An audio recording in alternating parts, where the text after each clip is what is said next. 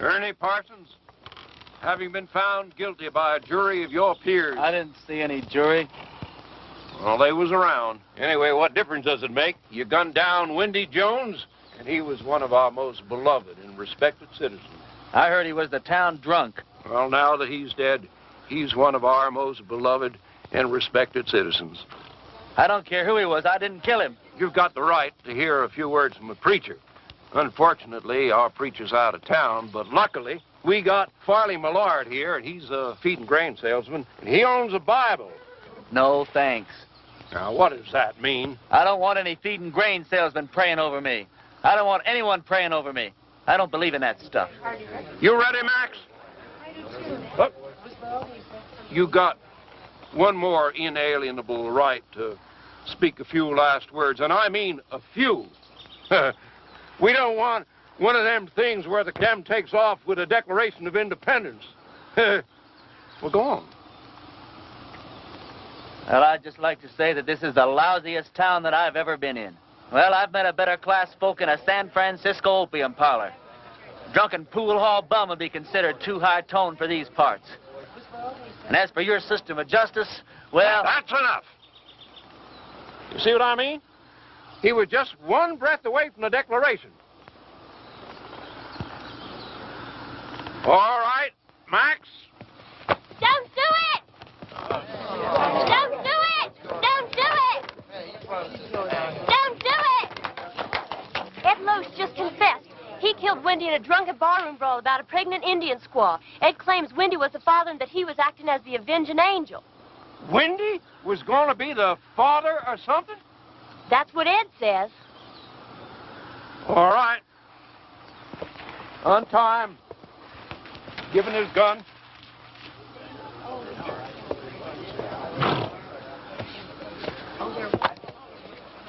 Now, that's the way out of town, son. Take it, keep on going, and don't you never come back. You heard her. I'm not guilty. Even so, we don't want no fast guns in this town. Fast guns right alongside with lepers in this law-abiding community. Can I ride back to town long enough to get some food? That's the way out, son. Don't press your luck.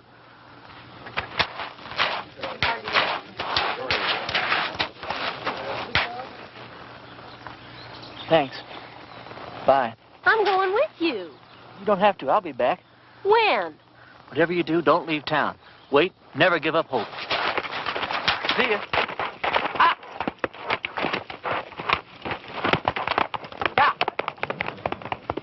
Well, if I'd have known he was going to act like that, I never would have lied for him. Lied? What? You would have never... What? I don't care. I thought he was cute. There ain't a man around here I'd have as a gift. And he took a bath every so often besides. After him!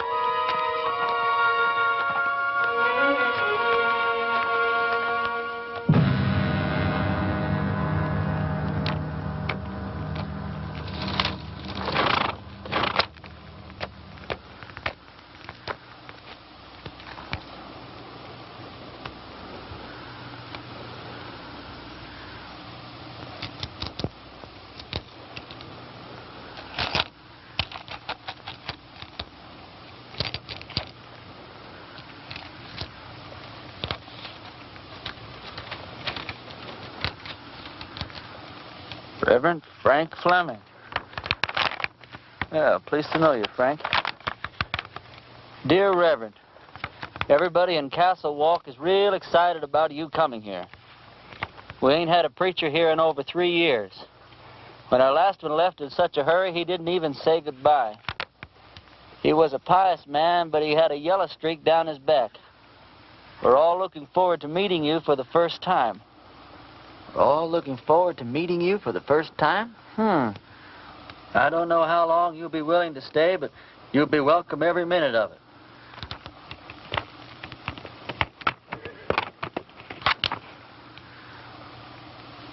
You the preacher's horse?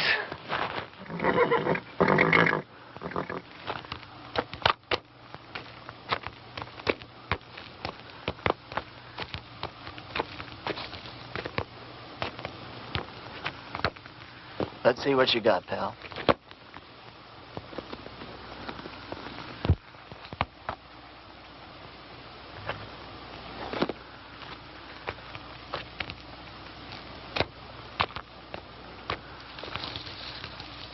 Frank, if ever I catch the guy who did you in, I'll take care of him for you. In the meantime, I'm going to need your clothes and your horse. I got a posse after me for something I didn't do.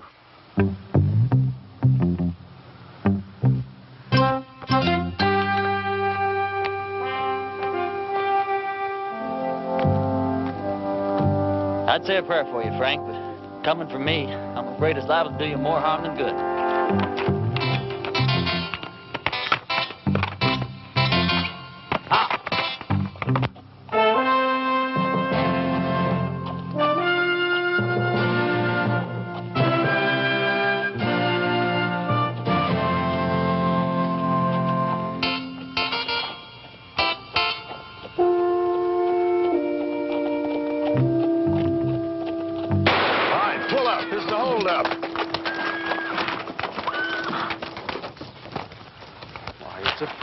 Percy? Sorry about that there, Parson, but we're a little too far off to catch that there caller. Is there anything we can do for you, Reverend? Either you boys ever heard of a town called Castle Walk? Why, yeah, it's in Arizona. Sure ain't much of a town, though. How far is it from here? Oh, about 150 miles. It's over yonder in that direction. How's your church attendance been lately, boys? You boys see that branch over there? Yes, sir.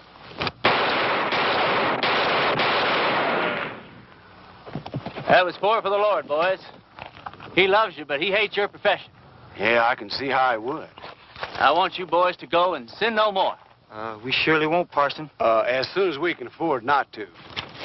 Preacher, you being so good with that gun and all, how come you didn't just kill us as we was riding up here? Because you boys are children of the Lord, just as much as I am.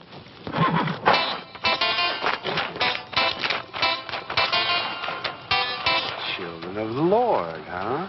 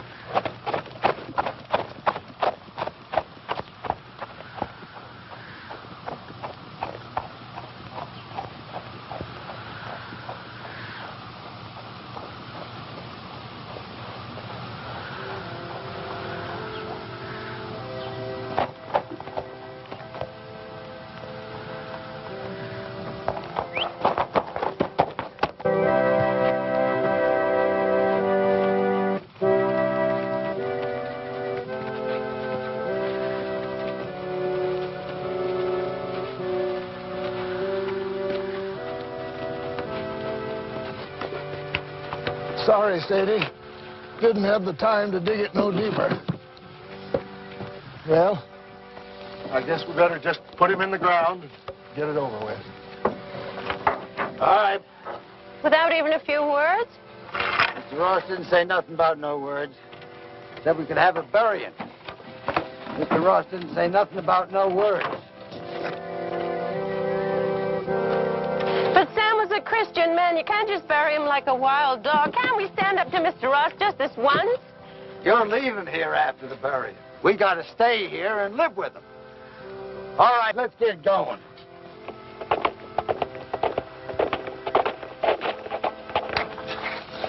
Wait a minute. Is it one of Mr. Ross' men? Looks like a preacher. Well, what do we do now? And I wrote him myself not to come.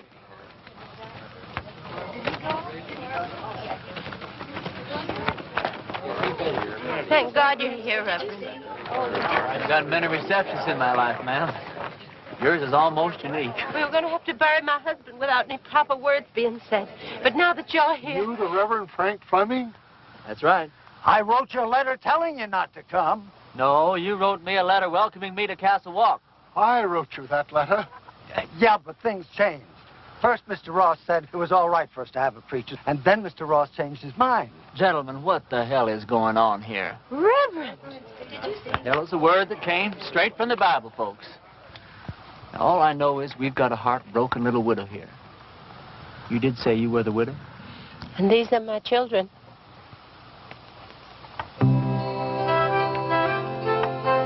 That's a child? She's 18.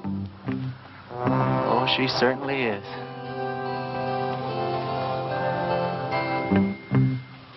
Well, first order of business as I see it is to get this poor man put decently into the ground. Oh, thank you, Reverend.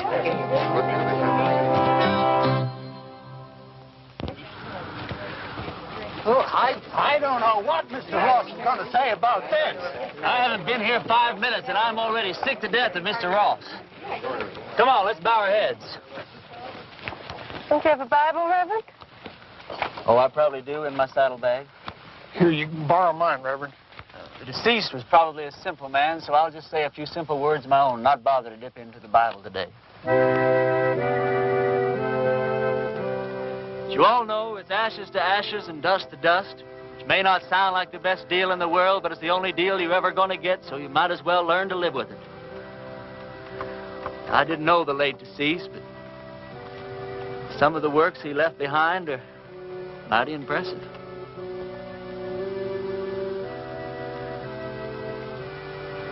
Well, what did he die of? He was shot in the back. May the full wrath of the Lord fall on people who shoot other people in the back. It's a rotten, sinful way to make a living. Amen. Amen. You can't thank you enough, Reverend. I'd like to say more, but Mr. Ross only gave us half an hour to get out of town after the funeral. You're leaving town? You taking her with you? Mr. Ross said we all had to go. Who is this Mr. Ross? He's a mean, miserable, murdering thief, and he runs everybody in this part of the country. There ain't a soul of us that had a single, solitary, happy day since he rode in here and took over. He's going to hear every word that you said. Yeah, and he'll probably kill me. But at least I got to say something that should have been said before I die. Why is he running this woman out of town? My husband, Sam, was the only man in these parts to stand up to Mr. Ross. So he had Sam killed. He let us take one wagon load of our things. We'd better get started. Ma'am, the only place you're going is back to your ranch. I'm sure with the help of all these fine citizens, if we can make Mr. Ross see the error of his ways. Reverend, you don't understand the situation around here. Mr. Ross is a powerful, powerful man. He's got money and influence. And he's got 20 top gunfighters working for him. Before I tell you people what I really think of you, I'm going to tell you something about gunfighters. Now, Ross doesn't have 20 top gunfighters working for him because there ain't 20 top gunfighters in the whole U.S. of A. Now, what Ross probably does have is about 15 cowboys that wear guns for ornaments. They do just fine at shooting up a saloon or making some terrified dude dance a little jig.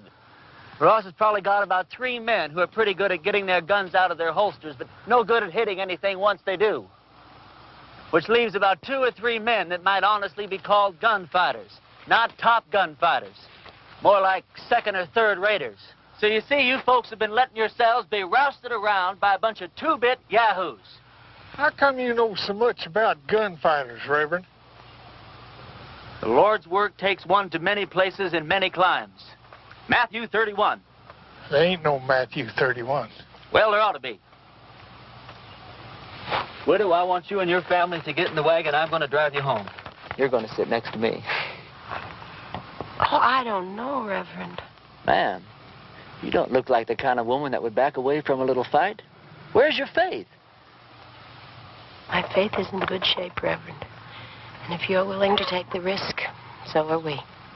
Get in the wagon, kids. Us and the Reverend are going home.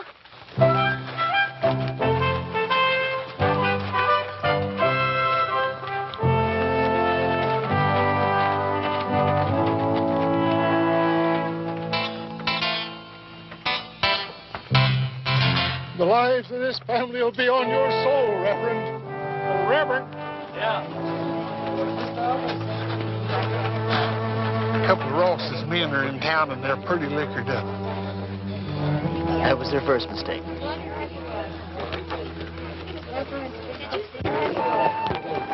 You ride my horse, son. Okay.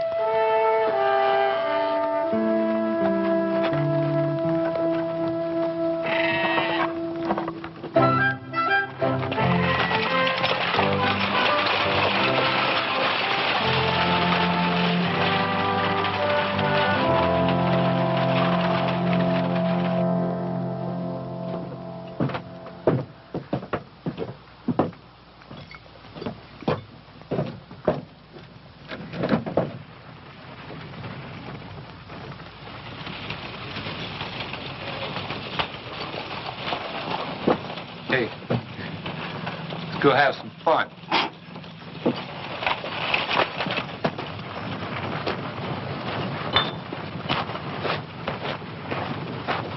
Remember the children, Reverend. Those are just two of the cowboys, ma'am. Who? Where do you people think you're going? Where's the place that Ross would least like us to go? I'd say her ranch. Well, that's exactly where we're going. Wait till Mr. Ross hears about this. Mr. Ross is a skunk of doubtful parentage. Mr. Ross is so low he could walk under a rattlesnake's belly wearing a high hat. And that's what I think of Mr. Ross without ever having met the man.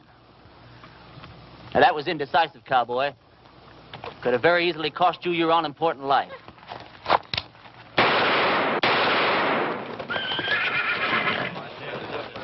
Those could have just as easily been your ears flying off your head, boys.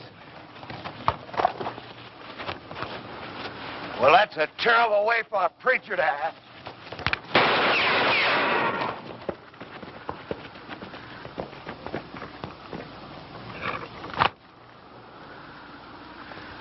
The Lord wants someone to move. He wants them to move.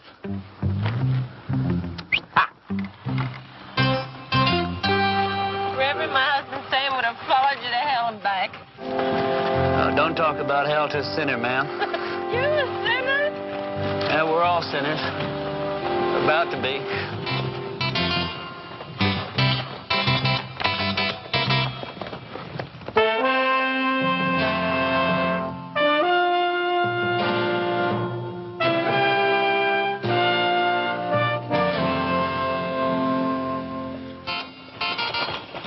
All right, kids, as soon as we stop, I want you to get the wagon unloaded. I want to get this family settled in before dark. You don't mind if I order your kids around a little, do you, ma'am?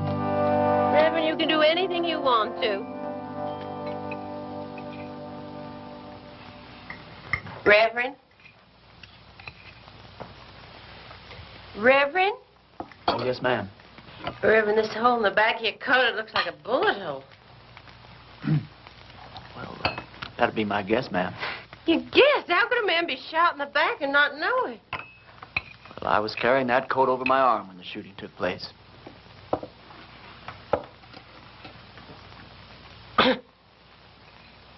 Well, tobacco's one of the Lord's works, too, ma'am. I'll get my things and fix your coat. Do you think Mr. Ross and his men are going to come down and get us tonight? No, not tonight, honey. I'd imagine that Sunday in church would be where he makes his first play. Aren't you scared at all? Well, I'm scared, all right, Sally. But not the kind of scare that'd make me knuckle under to the likes of that Ross.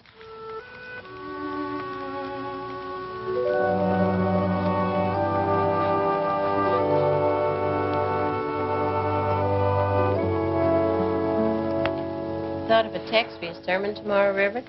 Tomorrow? Tomorrow's Sunday. I've lost all track of time the last few weeks. What do you think I ought to preach about? I thought you said the sin of cowardice. Yeah, that's not bad either. Thought you probably had some favorite passage from the Bible to illustrate your point. Oh, I do. Several of them, as a matter of fact. But what's your favorite passage from the Bible that would illustrate that point, man? I think it would be Luke 12. Christ says, "Do you think I have come to give peace on earth?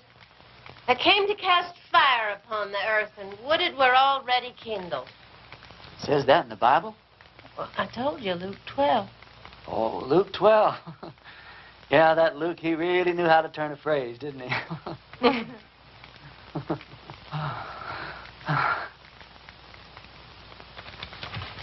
Clean your clothes up for the services. I'd appreciate that. You don't happen to have a Bible around, do you? I seem to misplaced my glasses. Could you turn to that spot in Luke that your mother was talking about? It's right here. You don't wear glasses. You know something, you're right. I don't know what got into me.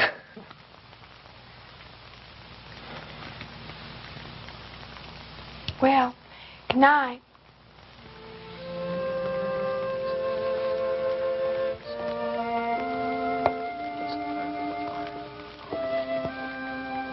Good night.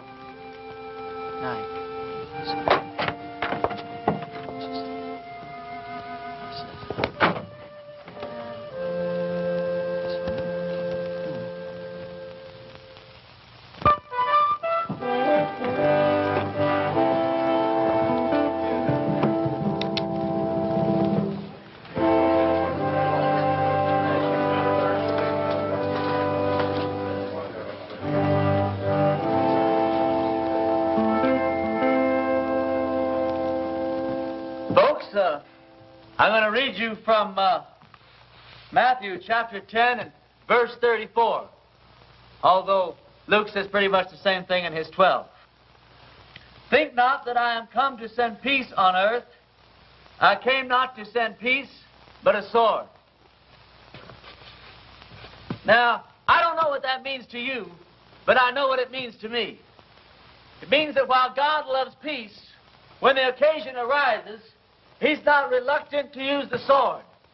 Matter of fact, when the occasion calls for it, He might become downright irritated if you don't use the sword, or the gun, or the rope, or whatever's handy.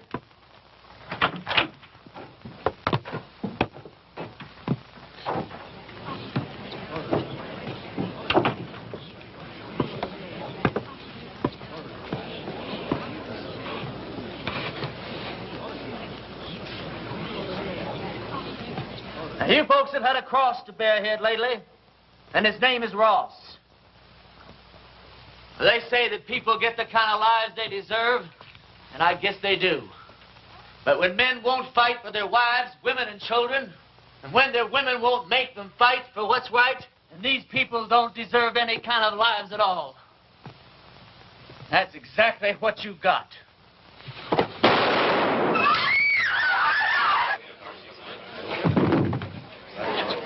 Get his gun.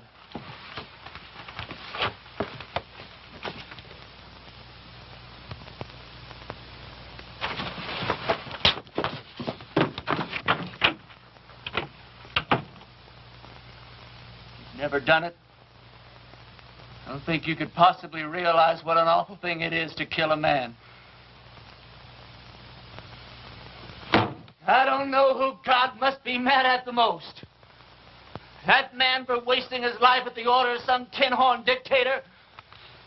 Me for having to do this thing in his own house? You people haven't quit before the fight even got started. I haven't got the heart for any more church today, that's all.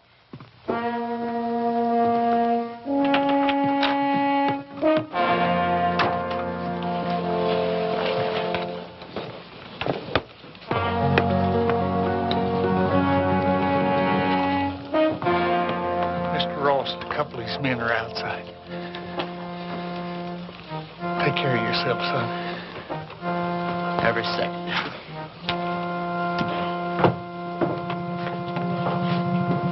Bring that body outside.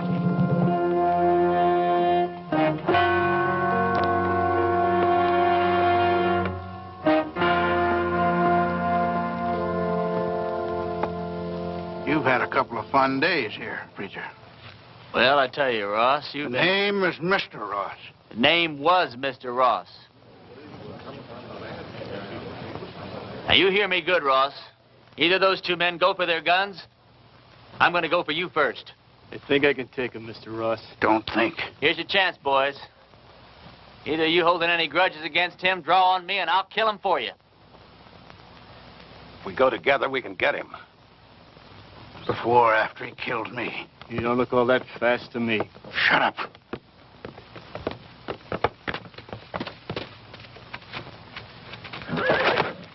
Friend of yours, Ross?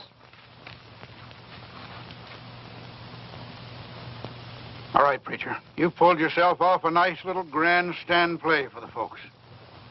Now, I want you out of town. Who killed Sam Underwood? You or one of your men?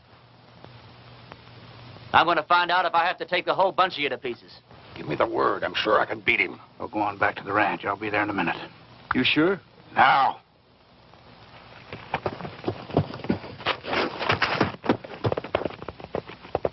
That's the way I like it. Man to man. Do I make the first play or do you?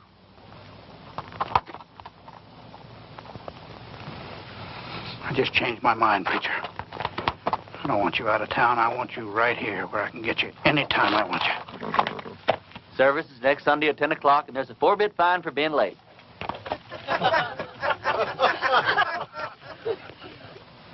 You wouldn't shoot me in the back, would you, preacher? Like that.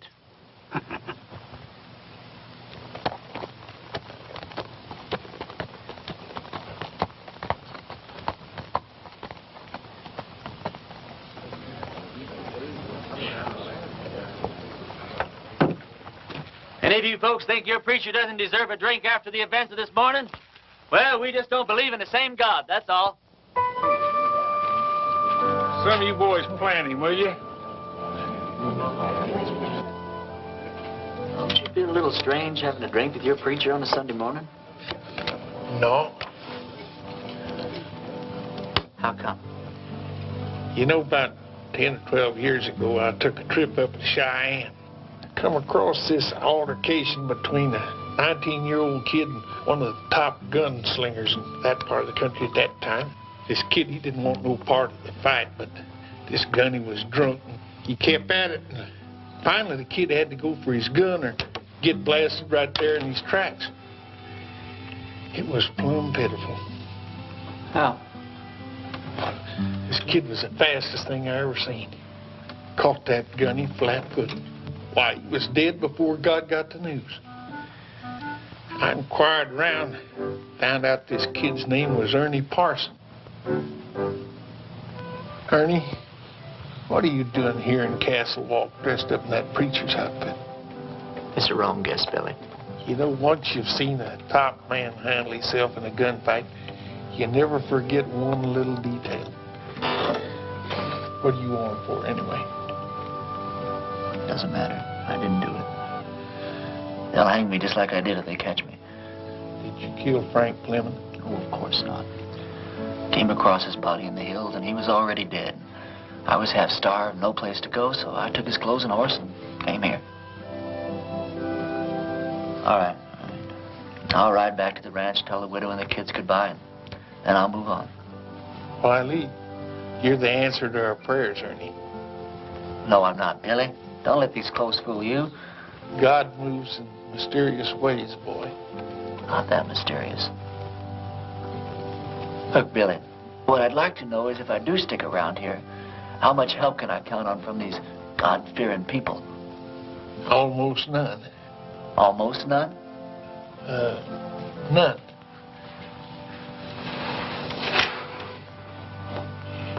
Which is just God moving in his mysterious way to get me killed. God will smite the sinners of Castle Walk just as surely as he smote the Philistines. Smote. For the time is at hand when you will hear of wars and rumors of wars. Be not afraid, for this must first take place. Nations will rise against nations, and kingdoms against kingdoms. Not a head on your hair, or a hair on your head will perish. And I quote Luke chapter 21, verse...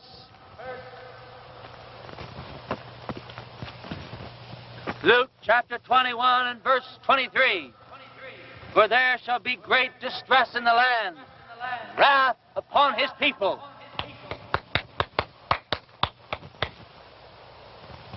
I brought you some lunch.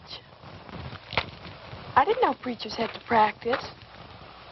Well, it's either that or watch the collections fall off. Huh? Oh, that's a real bad joke I stole from the Methodists.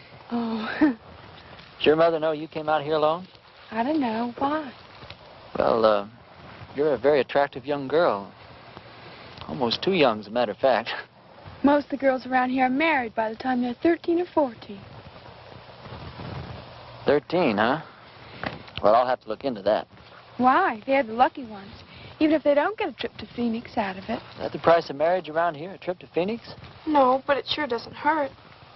Look, do I have to keep on calling you Reverend? Oh, no. Call me Ernie. Ernie? My full name's Frank Ernest Fleming. All my good friends, they call me Ernie. Is there anything in your faith against marriage? No, not in my faith.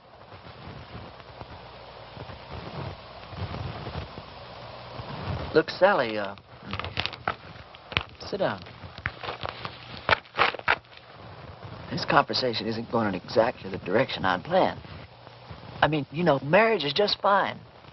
I was real glad that my parents believed in it. But, well, there's other things, too.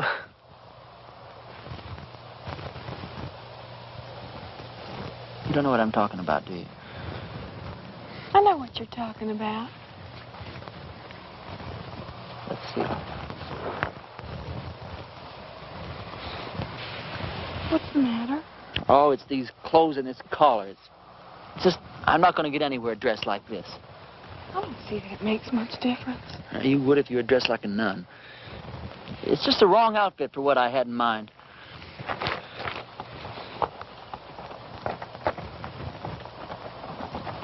Hey, preacher, I got to talk to you. Hi, Sal. Hi. It's real important.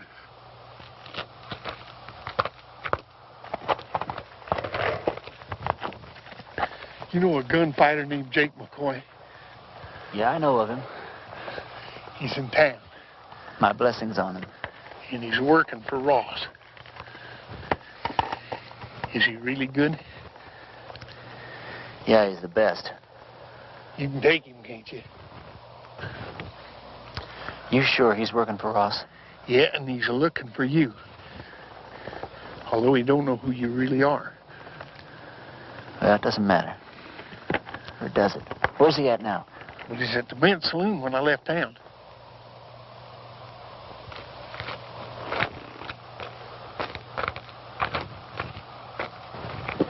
You're going to have to ride back to the ranch alone.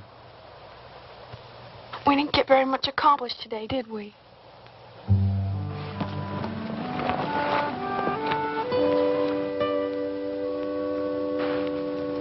Can't you just feel the ice breaking all around us?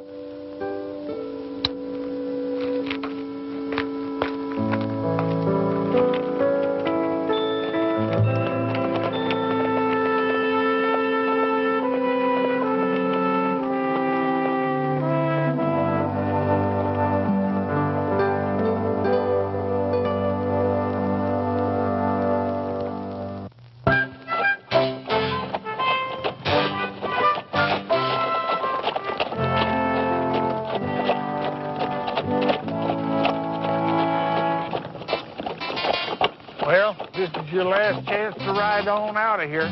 Forget about the whole thing. I can't. I don't know why, Billy, but I just can't.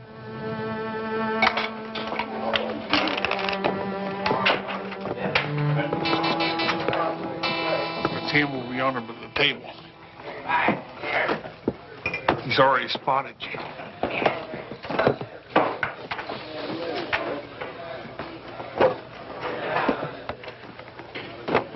Hello, Jake.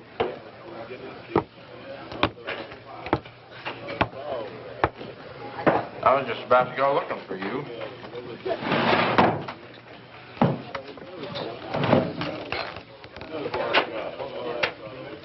You ever run into Ernie Parsons anymore?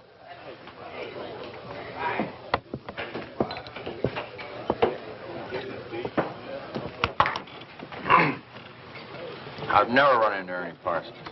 Any time, any place at all, ever.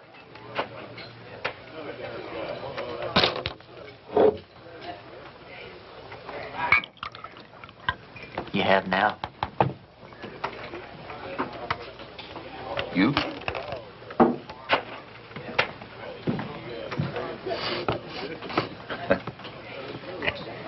You going to the church? Into hiding for the winter. Oh. I always heard you were kind of smart. I never heard that about you.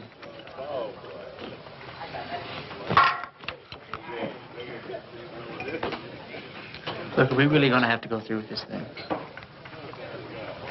I got $1,000 in my pocket. And the girl waiting for me in Boulder City says I gotta go through with it. You all that sure you can beat me? You all that sure I can't? Anything I hate is a stupid, senseless fight. Come on.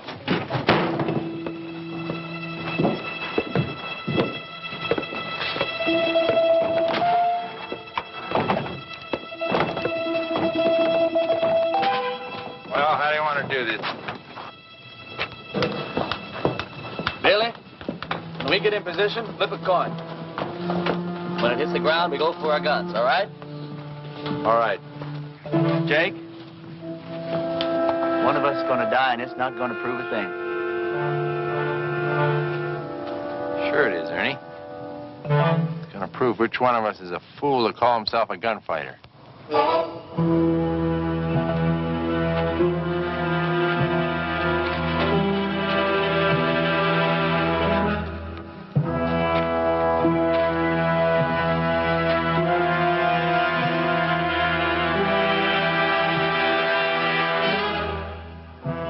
Boys ready?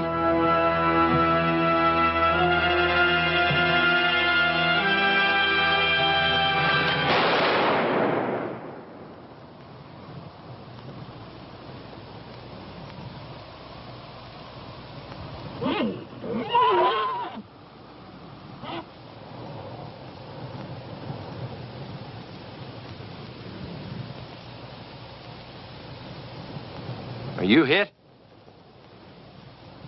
You?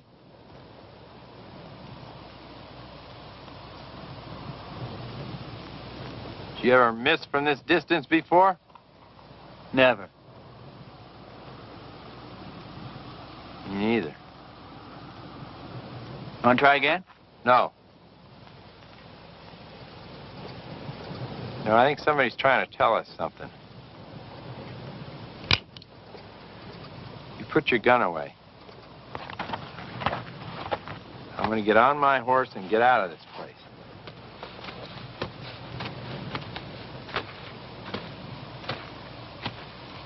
I beat you. You know that, don't you?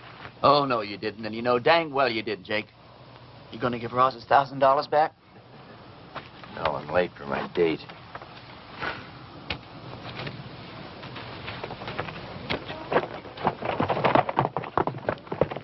You folks see those bullets hit? I don't think it hit anywhere, Reverend. That's just plain silly.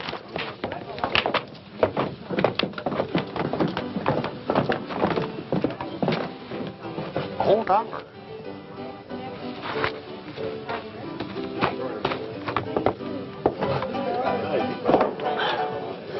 This is how those stupid legends get started.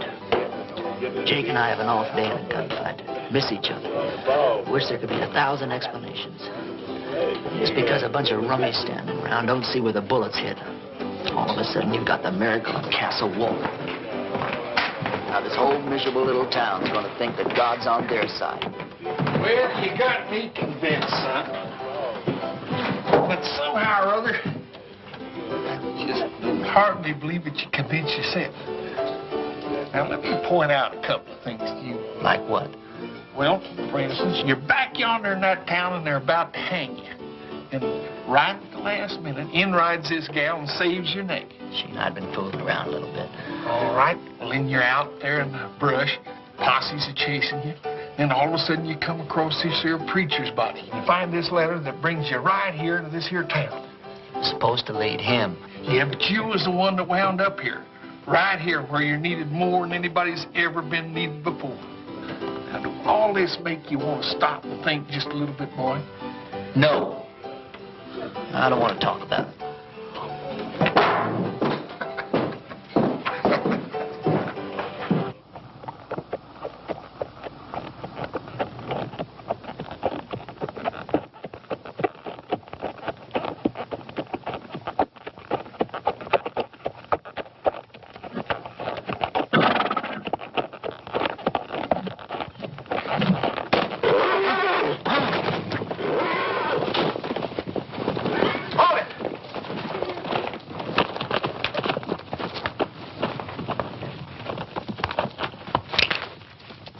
You should have listened to me when I told you to get out of town. You shouldn't have backed out in front of me the other morning either. Now, this whole town's going to have the idea that you're just a little less than the tin god you pretended to be. Just tell me one thing. What really happened between you and Jake McCoy? I chased that bum out of town. And he's not going to give you your $1,000 back either. He said to tell you that's the price he charges for shaking hands with scum like you. Get on with it. Prayer man, you drop that rope real slow.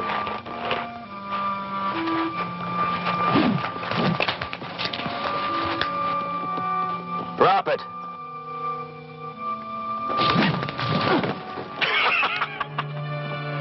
You ain't getting out of town fast enough, preacher.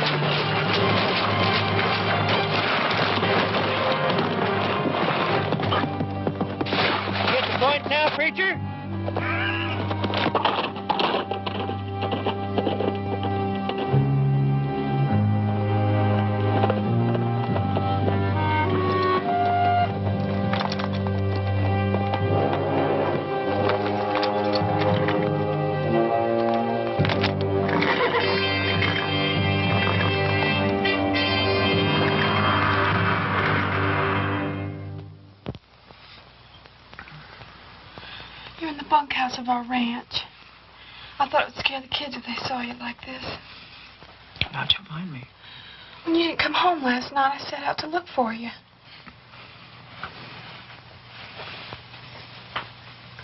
You stripped me down? I'm a ranch girl with brothers. Don't make a big thing out of it. You're something brand new in my life, Sally.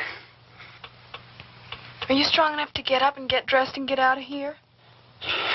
Doesn't matter whether I am or not, I've got to do it. You turn your back, Sal. I'm not as advanced in my thinking as you are. Will I ever see you again? Sure, why not? I'm not going far. Well, you have to. When they don't get your body, Mr. Ross will never stop until they find you. Yeah, and this is the first place he'll look. I want you and the kids to go out and dig a grave. Put some kind of a marker on it with my name. Tell Ross you found my body and buried it in the hills. Can I turn around now? Sure. Sally, I don't want anyone to know that I'm alive. I want it to come as a horrible shock to Ross. I want to start giving him trouble in ways he never dreamed of. I'm going to need plenty of food, water, and ammunition. I'll get you everything you need. Where will you go? I'll hide out in the hills for a while.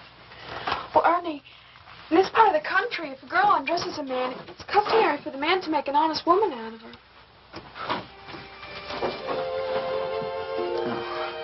I'm sure that's true in every part of the country. If I live through the next little while, well, we'll have a serious talk about that. What's the matter? Well, just look at the way I look. Well, it's always something, isn't it? You don't like the way you're dressed. You don't like the way you look.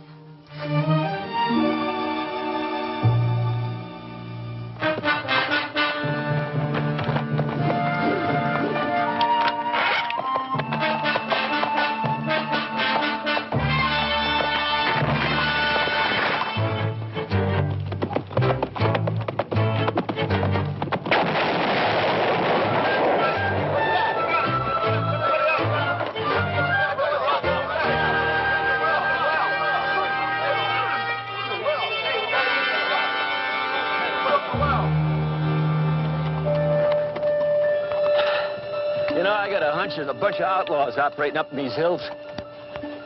Probably scared old Chet and Harley half to death. Blew up the well, too.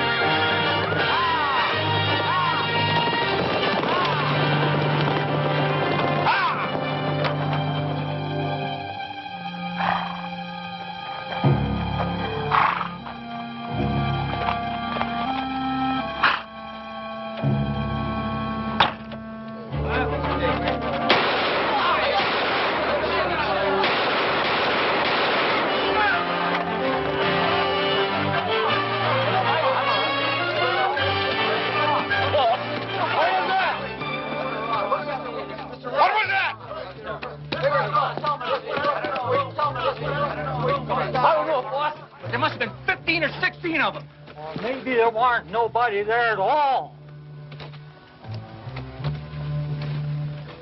What do you mean? Dragging a preacher through the cactus. Them people don't have to stay dead unless they want to. Everybody in town keeps talking about the preacher's ghost riding through the hills and shooting at every one of Ross's men that sticks his head up. I keep telling them the whole doggone idea goes against them. Sally, didn't you tell Billy? You told me not to tell anyone. Billy, I'm sorry. It's sure good to see you alive, boy. Are you sure it's safe for you down here? Honey, it's been a long time since I've been safe anywhere. Lately, it's been getting worse. Isn't tomorrow Sunday? It sure is. Billy, I want you to ride into town and tell everyone that we're having church services tomorrow morning at 10. I'll do it right now.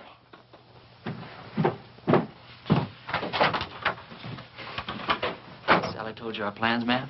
Yes. You have any objections? No.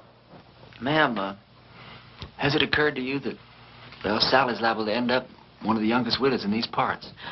Mary Mert's only 14 and she's been a widow 2 years. Besides Mary Mert. No, Grace Dorothy only been married a week and a half when her husband fell down a mine shaft. You know how old she is. Sally, could we take a walk outside?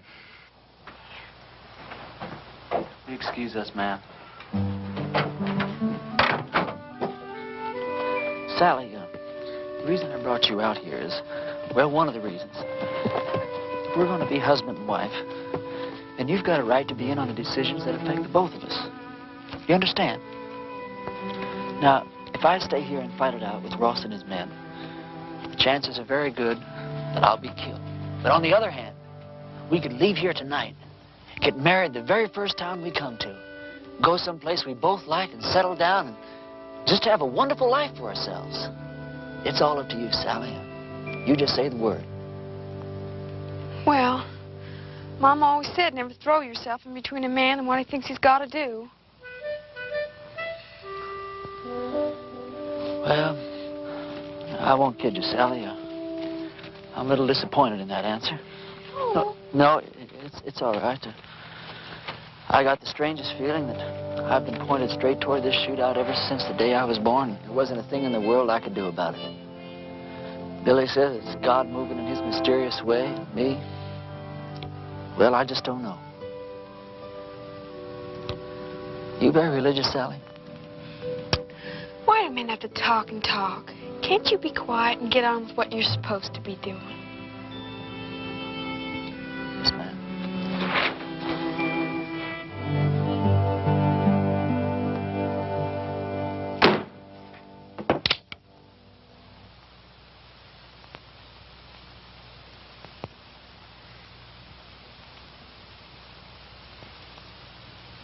Folks, I'm here today as your preacher and as God's representative. As your preacher, I've stood up to your enemies for you, and all it's gotten me so far is a lot of bruises and a bunch of cactus spines.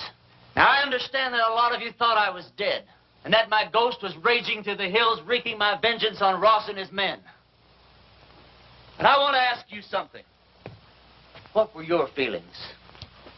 Were you scared that you might have an angry ghost raging in your hills?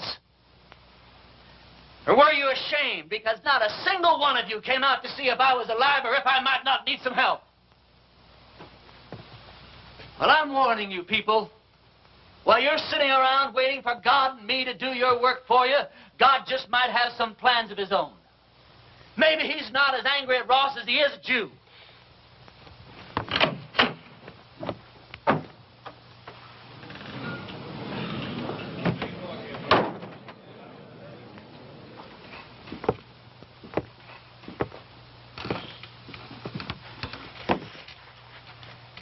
I'm not armed.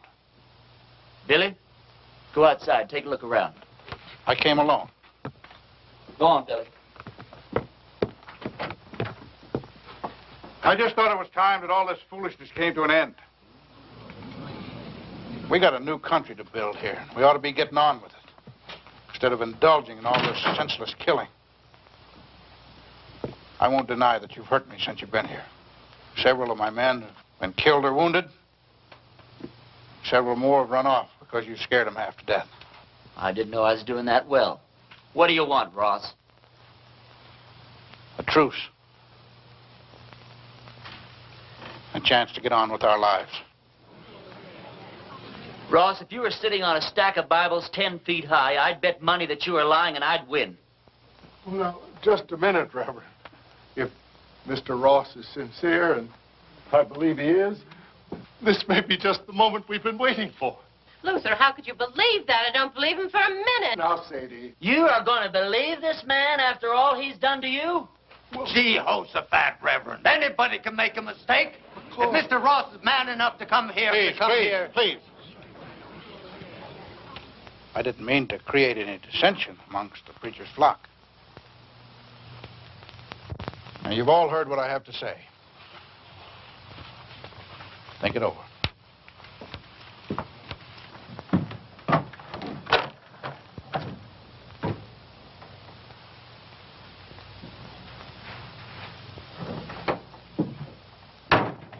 Well, I think we ought to accept the proposition. Well, I think you're right.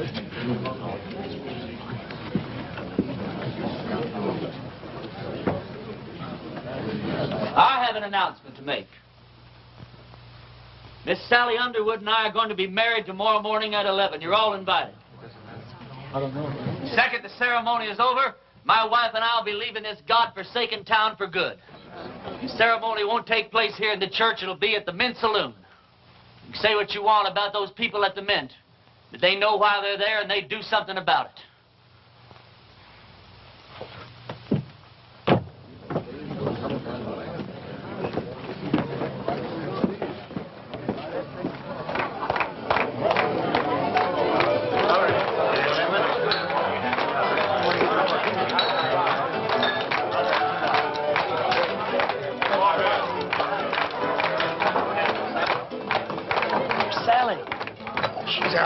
Getting dressed.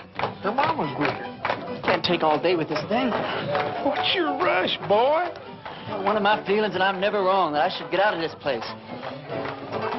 When did you say that? Huh? Oh, nothing. Hey, yonder she comes down. Oh, you're beautiful. Come on, everybody.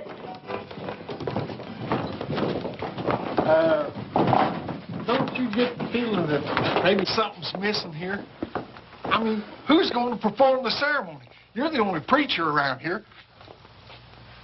Well, I don't know of any law that says I can't delegate my otherworldly powers. You marry us, Billy. Oh, yes, Billy. Well, I don't know about the legality of all this. Oh, never mind the legality. It's the spirit that counts. Well, Now, I take Sally to be my wedded wife. You go on from there. well, dearly beloveds, we are gathered here today to unite this couple in holy... What's that? Reverend, you were right. Ross and his men have bypassed the town, and they're circling around, and they're coming in that way. Well, he's let us down again. Hold it down, hold it down. How many men? I counted 14, including Ross. How long before they get here? Not more than 5 minutes. Well, 5 minutes is plenty of time. Go on with what you were saying, Billy. I'll have to get ready for Ross, otherwise I won't stand a chance. We'll have to finish this thing later. All right, folks, this is it. Now you see how much his word means. Ross and his men are coming into town for just one reason, to get me. Because he knows if he kills me, there won't be enough fight left in the rest of you to hold off a bunch of sick old ladies. This thing works two ways. Now, if I can get Ross first, then his men won't have any reason to go on with the fight. So all I'll need is some of you to keep his men pinned down while I take care of Ross.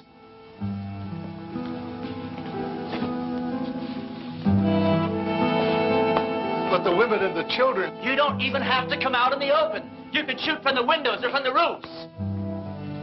You don't even have to hit anything. Just shoot fast and make a lot of noise, but keep his men pinned down.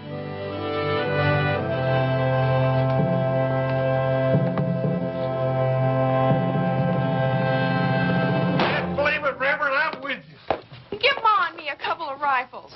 Well, you said we didn't have to hit anything, just make a lot of noise. You don't think I'd take a chance with you, do you? Come on, Billy. Give me the keys to the hardware store. Barbershop.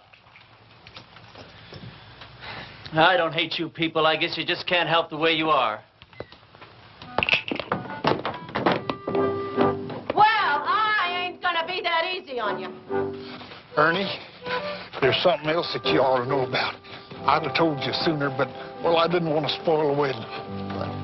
That sheriff that wanted to hang you, he's here in town. Where? Over at my place. I told him I was the sheriff here. It's one that I got off our last late sheriff. Anyhow, I told him if you'd wait there while I'd round you up and bring you into him. How'd he find me? Oh, him and that posse come across Frank Fleming's body. One of them old boys knew Frank. They figured that you'd switch clothes with him. Well, if he wants me, he's just going to have to get in line behind Ross and those other 13 men. You take the barbershop. Ernie, when this thing's over with, though, you got to get out of town. That's all there is to it. Billy, what the hell makes you think we're going to live through this thing?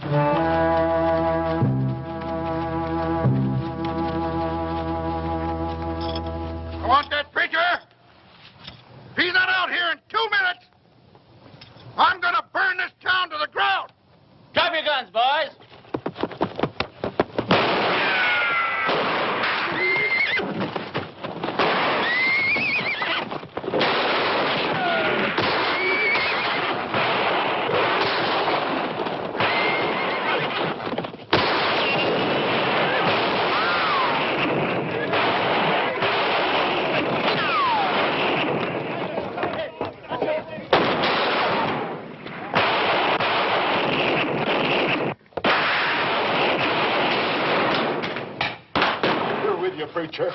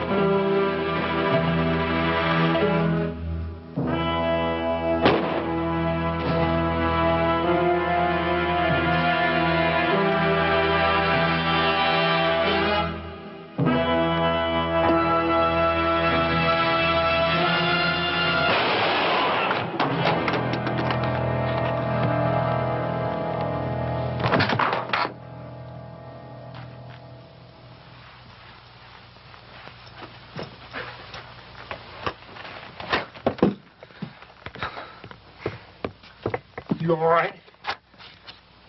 Barely. Listen, all you Ross's men. Ross is dead. Anyone who keeps on fighting is going to have to stand trial. How do we know he's dead? Because I'm alive. All right. You heard the man. The sheriff's going to be down here to find out what this is all about. Yeah, I know. Billy, get my horse and meet me out back, huh?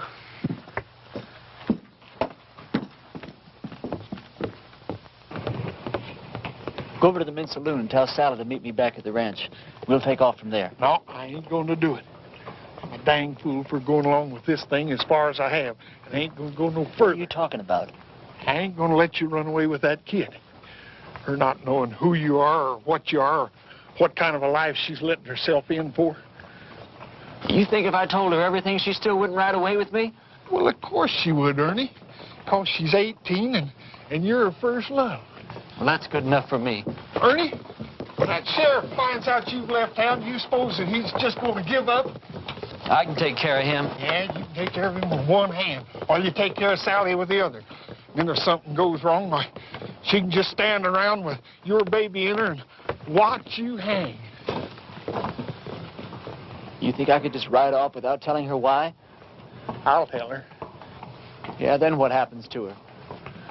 Oh, she'll be tore up for a while, but she's young. She'll get over it in a month or two. Yeah, but I won't get over it in a month or two. I'll get your horse. I'll get it myself.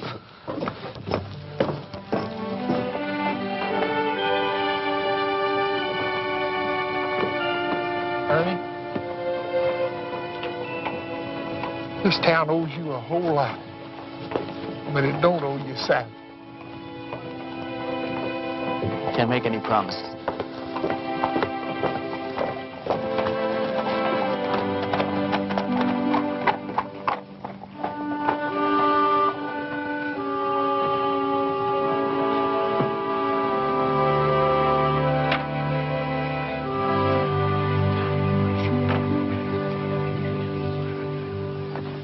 He's all right. He's not hurt, and he'll be here any minute. Yeah,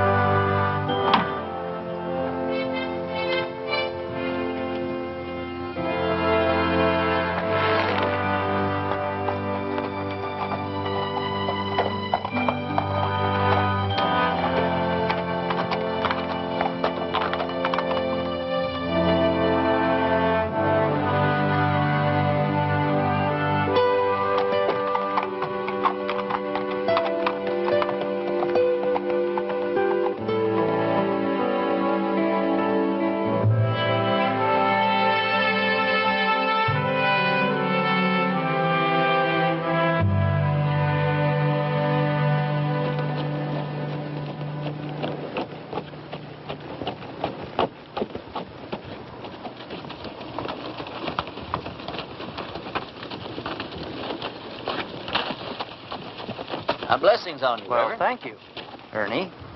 Do I know you? No, I don't think so. How come you know me? Because I know every preacher in this part of the country, and you're not one of them.